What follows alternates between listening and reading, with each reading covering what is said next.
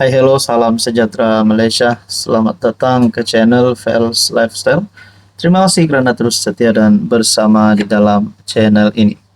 Satu kejutan lagi, di mana kita dapat lihat kepimpinan kerajaan hari ini, yang sekarang ini pimpinan Anwar, PHBN, dan sokongan ahli parlimen.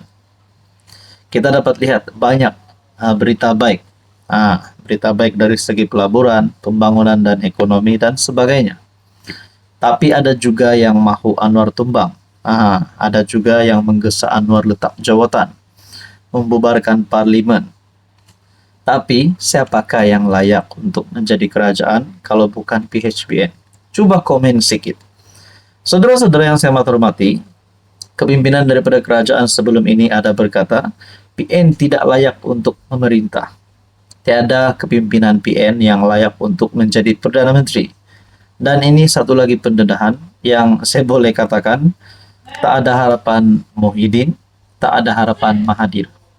Adakah selepas ini PN akan bubar selepas pendedahan ini viral? Adakah selepas ini lebih ramai ahli parlimen daripada PN akan isytihar sokong Anwar Ibrahim? Saudara-saudara, musibah untuk Malaysia sekiranya PN memerintah. Habislah Hadi Awang, habislah Muhyiddin sebagai pemimpin tertinggi di dalam PN. Adakah mereka sudah tidak ada harapan untuk menumbangkan Anwar? Malaysia akan berdepan musibah dan bencana sekiranya PN membentuk kerajaan. Kerana pakatan tersebut mempunyai masalah dalaman dan tidak mempunyai dasar yang jelas. Pengarah Eksekutif Ilham Center, Hishamuddin Bakar berkata, Himpunan Solidariti bersama Najib oleh PAS membuktikan penganjuran tersebut untuk diputuskan tidak diputuskan secara bersama dalam mesyuarat tertinggi PN.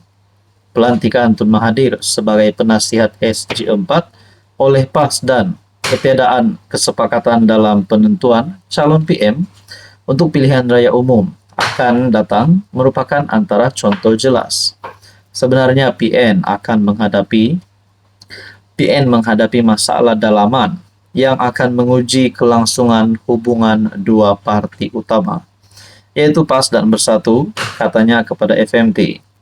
Hishamuddin mengulas amaran ahli parlimen Pasir Gudang, Hasan Karim, bahwa amat bahaya sekiranya pemimpin semasa PN mentakdir semula negara. Ia susulan tindakan PN yang menurut Hasan membunuh demokrasi. Ketika wabak COVID-19 menarik perhatian kepada tindakan menggantung parlimen. Turut menambah bahwa PN gagal memanfaatkan sokongan yang diraih pada 2022 PRU. Ketika itu sebahagian besar undi orang Melayu beralih ke PN, termasuk undi protes oleh penyokong UMNO yang hampa. PN menerima manfaat dari pengundi Melayu dan anak muda Melayu, tetapi tiada dasar yang konstruktif dan substantif yang diperjuangkan. Jadi saudara-saudara yang saya hormati, tuan-tuan dan puan, adakah dengan ini mungkin bukan ahli parlimen PN keseluruhannya? Adakah PAS ataupun Bersatu yang akan keluar daripada PN dan mungkin isytihar sokong kerajaan ataupun menjadi kuasa ketiga di dalam kepimpinan politik? Saudara-saudara, apa komen Anda? Hai, hello, salam sejahtera Malaysia. Selamat datang ke channel Fels Lifestyle. Tuan-tuan dan puan yang saya amat hormati, setelah sebelum ini kita dikejutkan dengan satu berita palsu yang mengatakan Tun Dr. Mahathir meninggal dunia. Di dalam konten sebelum ini saya ada ulas berkaitan perkara itu. Walaupun di usia Tun Mahathir pada tahun 2025 ini sudah mencecah 100 tahun. Walaupun usia pada ketika di dalam jangka ataupun tempo pada usia 100 tahun, di dalam saat Mahathir yang sudah semakin tua, mungkin orang kata bila-bila Tun Mahathir boleh dipanggil. Tapi saudara-saudara, kita dapat lihat Tun Mahathir masih juga berjalan ke sana sini dan masih aktif di dalam media mengeluarkan kenyataan dan sebagainya. Maknanya Tun Mahathir masih sihat. Jadi saudara-saudara, berkaitan dengan berita palsu tersebut, Saya ada ulas di dalam video sebelum ini. Nah, di dalam ruangan komen berkata, Saman RM 100K atau Sumbat masuk penjara 20 tahun. Nah, adakah uh, ada sebab ataupun alasan Tun Mahathir boleh disaman sehingga RM 100.000?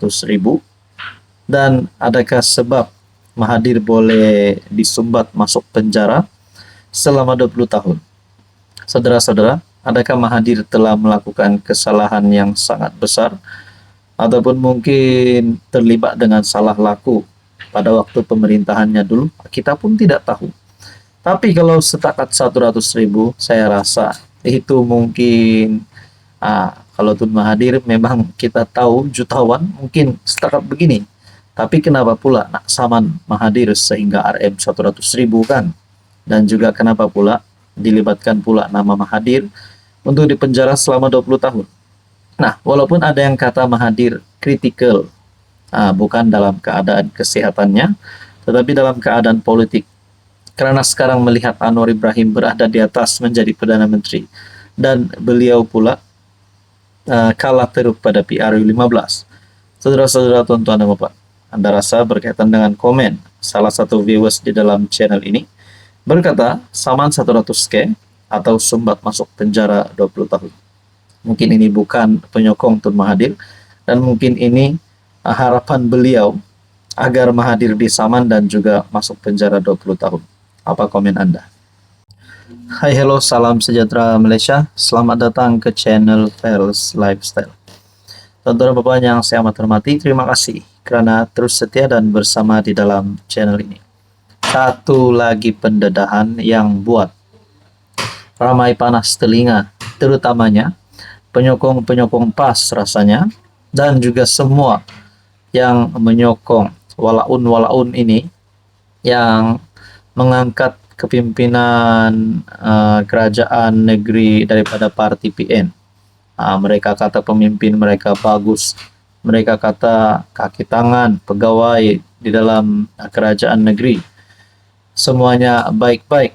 Tapi sebenarnya satu lagi pendedahan yang amat panas, dan ini melibatkan salah satu kepimpinan kerajaan negeri di bawah pentadbiran Perikatan Nasional ataupun PAS. Saudara-saudara, sebelum ini kita mendengar nama MB Perlis dikaitkan dengan SPRM, dan kali ini pula Kerajaan Perlis pula. Kaki tangan Kerajaan Perlis didakwa seleweng bantuan mualaf lebih RM 100K. Adakah dengan berita ini boleh menyebabkan satu kesan yang buruk kepada MB Perlis dan seluruh kepimpinan Kerajaan Negeri Perlis? Seorang kaki tangan jabatan Kerajaan Negeri Perlis didakwa menyeleweng uang bantuan untuk mualaf yang berjumlah RM 132.000. Sumber SPRM berkata, suspek berusia 28 tahun itu dipercayai sudah melakukan kegiatan tersebut selama 2 tahun sejak 2022 sehingga tahun lalu. Dia didakwa melakukan tuntutan palsu untuk membolehkan uang bantuan mualaf dikeluarkan. Namun dia tidak berbuat demikian apabila duit diperolehi. Sehubungan itu, perintah reman dikeluarkan terhadap lelaki berkenaan bermula hari ini sehingga 26 Januari depan yang dikeluarkan Magistrat Ana Rozana Muhammad Noor. Artikel daripada Harapan Daily bertarik 21 Januari. Suspek dipercayai penghubung atau orang tengah dalam menyalurkan uang sumbangan berkenaan kepada mualaf yang berdaftar. Katanya, uang bantuan dituntut suspek itu bagaimanapun tidak disalurkan kepada mualaf. Suspek diwakili Peguam Zuhair Ahmad Zakwan.